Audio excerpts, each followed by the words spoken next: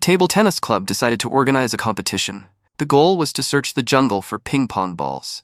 Whoever found the most would win a huge cash prize. A Frenchman and an American signed up right away. Then, an elderly man from Belgium showed up and asked what was going on. They explained the challenge. The old man shook his head and said, "That's impossible. No one could do that."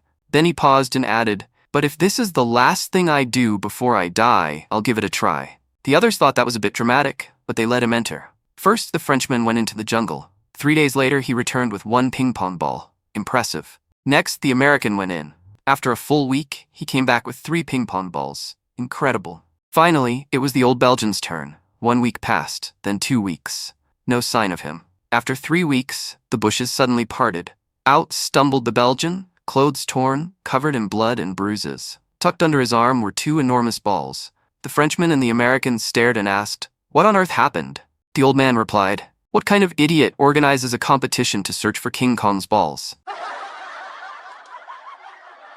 A guy finds a genie who offers him just 1 wish. The man is already rich and happy, so he thinks for a moment and says, "You know what, I want to climax at the exact same time as my wife." A few weeks later, the man comes rushing back and starts rubbing the lamp like his life depends on it. The genie appears and asks, "What do you need now?" The man says, "Please, please, can you undo my wish?" The genie looks surprised. "Why? What went wrong?" "Nothing," the man says. "It works perfectly, most of the time. But picture this. I'm at the bar with my friends playing cards, having a beer, and suddenly, boom, orgasm out of nowhere." A PETA activist visits a small ranch in Montana. After inspecting the facilities and talking to the farmhands, she asks the rancher, "So, what do you feed the pigs?"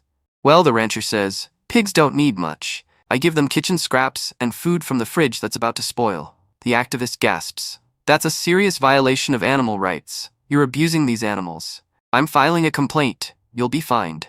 A few weeks later, the UN ambassador visits the same ranch. After touring the place, he asks the same question. "What do you feed the pigs?" This time the rancher is ready.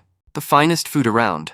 Eggs, fresh vegetables, whole milk. The ambassador looks horrified. "What a waste. There are children in this country who are starving, and you're feeding pigs full meals.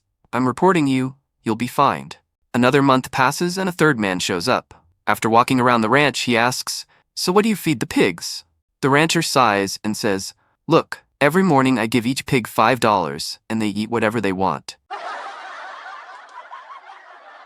A man returns from a foreign holiday feeling terribly ill. He goes to see his doctor and is immediately rushed to the hospital for a battery of tests. When he wakes up, he's alone in a private room. Suddenly, the phone by his bed rings. "This is your doctor," the voice says. "We've received your test results, and I'm afraid you have an extremely serious STD called GSH."